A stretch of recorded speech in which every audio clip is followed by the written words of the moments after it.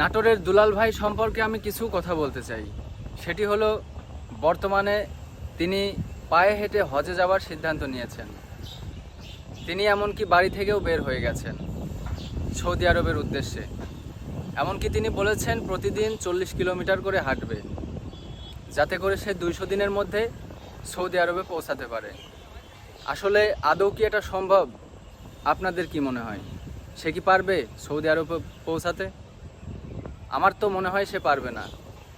কারণ সে দেশের নিয়ম কানুন, বাংলাদেশের নিয়মের কথা নাই বলি, কিন্তু অন্যান্য দেশে তো কিছু নিয়ম কানুন, নিয়ম শৃঙ্খলা আছে যেগুলো তাকে মেনে নিতে হবে।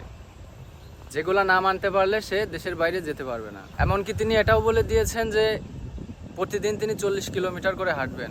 একটা মানুষের পক্ষে কি আদৌ 40 কিলোমিটার করে হাঁটা সম্ভব? একজন মানুষ কয়দিন 40 কিলোমিটার করে হাঁটতে পারবে? হয়তো 1 দিন 2 দিন, তারপরে কি হবে? তারপরে তো আর পারবে না, ক্লান্ত হয়ে যাবে।